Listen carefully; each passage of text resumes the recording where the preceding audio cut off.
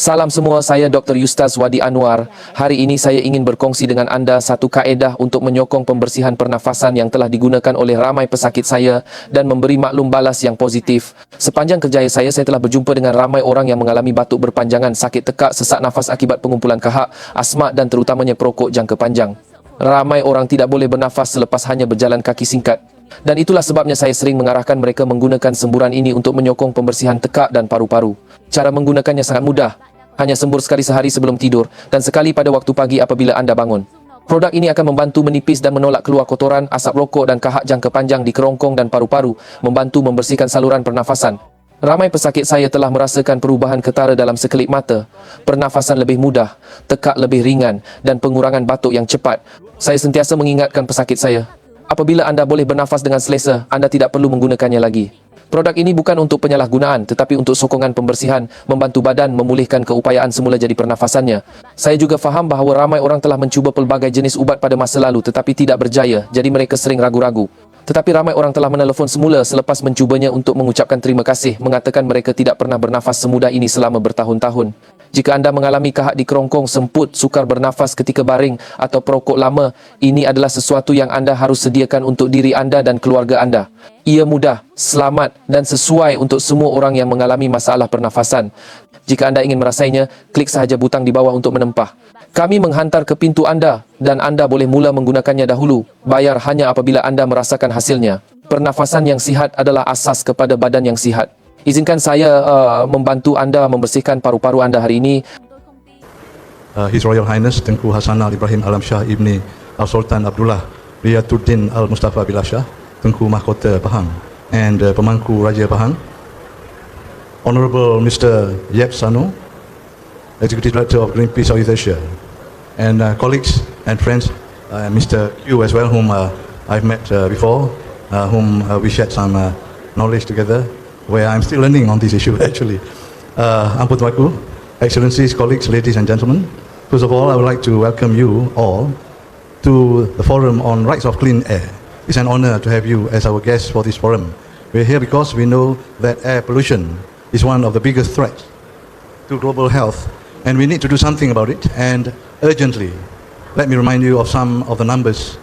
Air pollution kills 7 million people each year. Around the globe, 9 out of 10 people breathe air that has been polluted by traffic emission, industry, agriculture and waste incineration. Until to date, up to 1/3 of deaths from heart attack, stroke, lung cancer and chronic respiratory diseases are due to pollution. No one escapes from the womb to the grave. Some of our children will not reach their full potential because of exposure to air pollution in the womb and in early life. Some of our parents will die early because of exposure to it throughout their lives. The prolonged impacts of haze pollution experienced, especially over the last 2 decades, have become a serious concern in the face of this devastating phenomenon that has affected the well-being of Malaysians and the economy. The Human Rights Commission of Malaysia, or SUHACAM, has been consistent in calling for effective enforcement of the laws, including stiffer penalties for perpetrators of pollution, in order to protect the people's rights to clean air, which is our topic today. On March 2022, SUHACAM, in collaboration with Curah Anti-Haze Action Coalition, organised a roundtable discussion to gather the diverse perspectives of subject matter experts, legal advisors and key stakeholders in order to develop concrete plans to address the issue of domestic and transboundary haze pollution. This RTD focused on highlighting the root causes of haze pollution from agricultural, land use change, peatlands and meteorological concerns on its impacts on the economic, health and environmental aspects.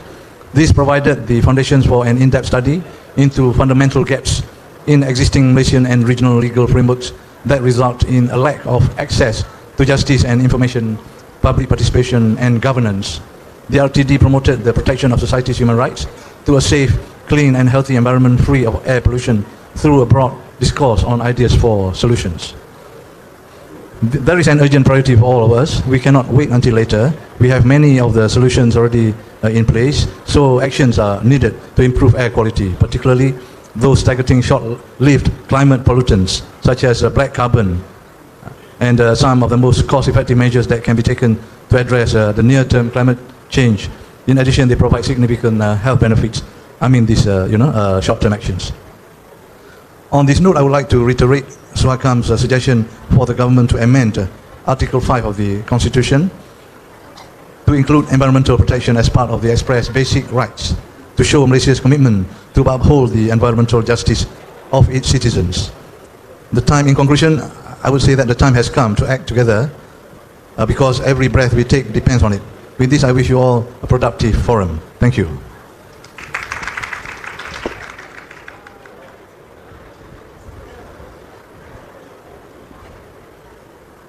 Okay, thank you Tengku Muhammad Fauzi, Tengku Abdul Hamid for the delightful opening speech. Now I would like to give the floor to Mr. Yap Sano, Greenpeace Southeast Asia Executive Director, to give his keynote address.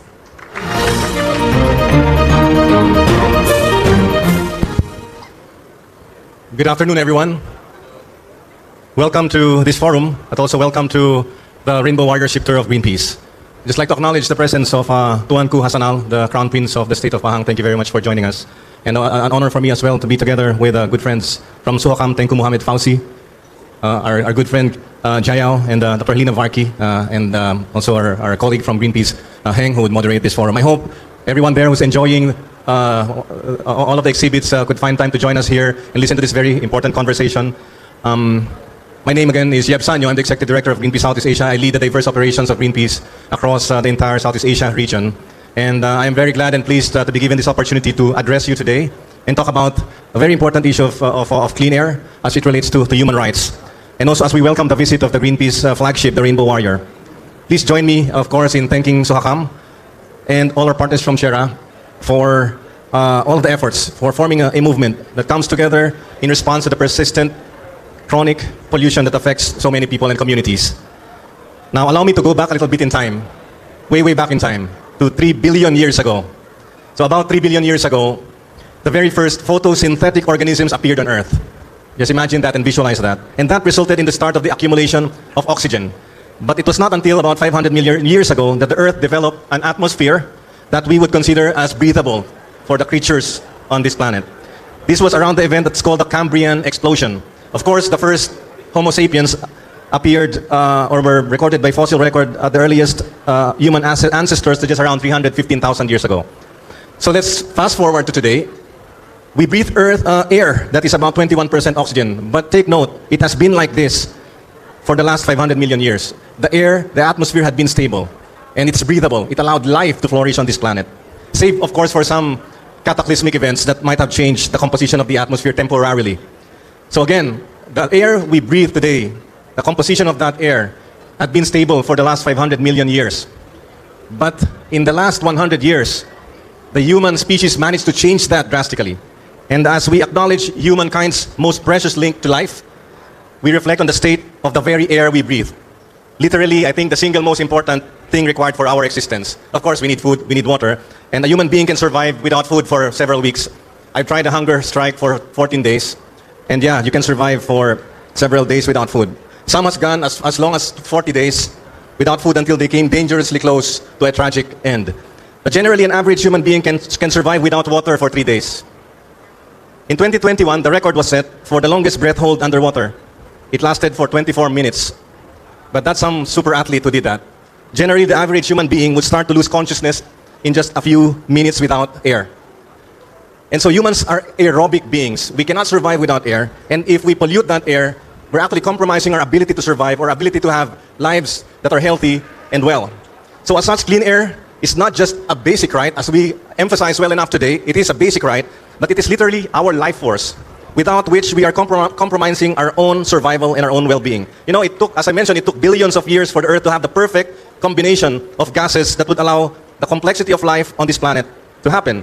But it took us, humans, a very short span of time to destroy that.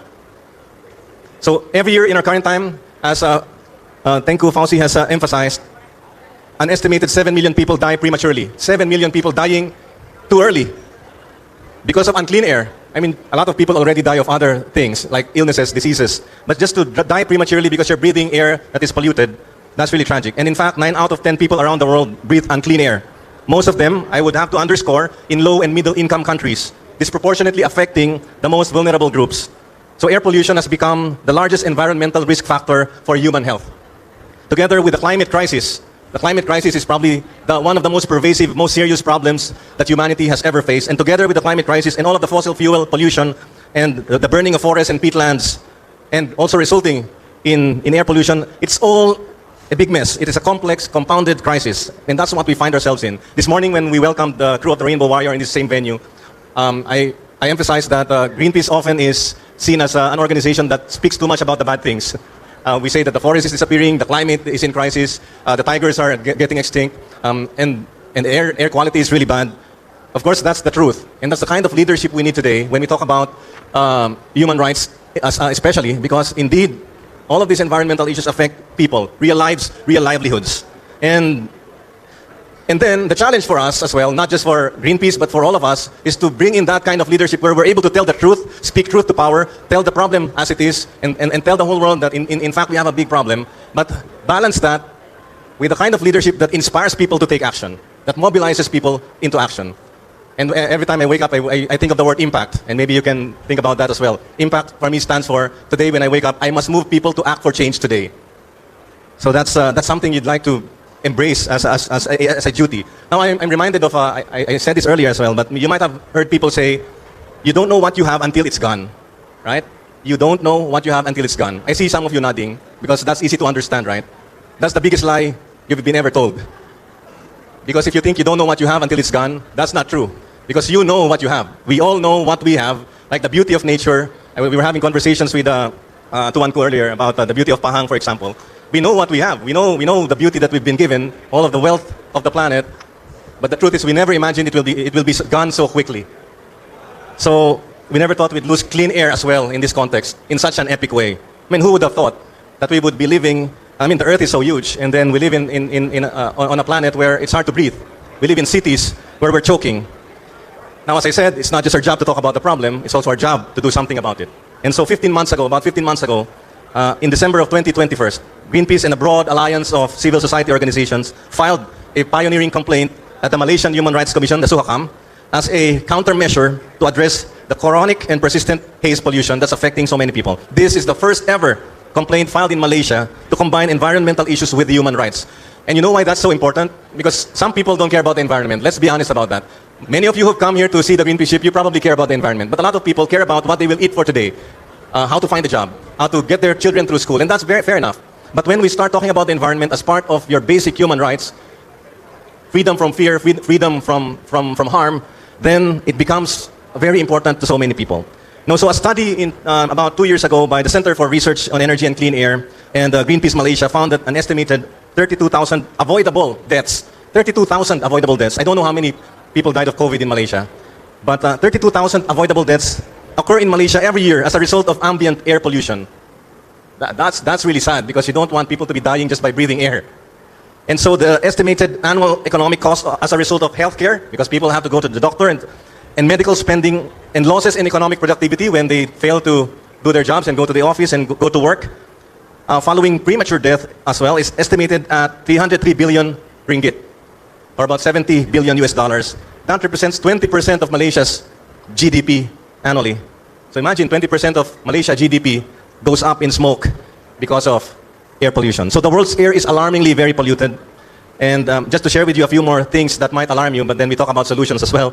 According to the World Air Quality Report in 2022, there are only 13 countries in the world that pass the World Health Organization's recommended PM 2.5 guidelines of 5 micrograms per cubic meter.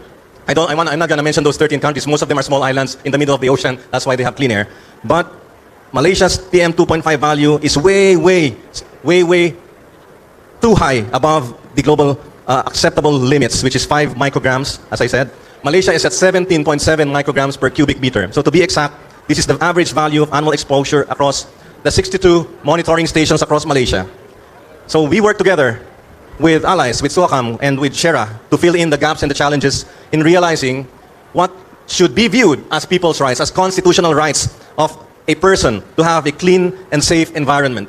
So we are happy to know that after 1 year, things are moving. And we hope that with the recommendations from SUHACAM, the Parliament will be able to strengthen the legislation of Malaysia by strengthening the recognition of environmental rights and strengthening the air quality governance of this country. strengthening the governance as well of transboundary haze pollution, because not all of the pollution comes from within Malaysia. And that needs to be tackled seriously. And that can only be done through cooperation across borders. And strengthening as well the business accountability, the accountability of industry with respect to how they protect and observe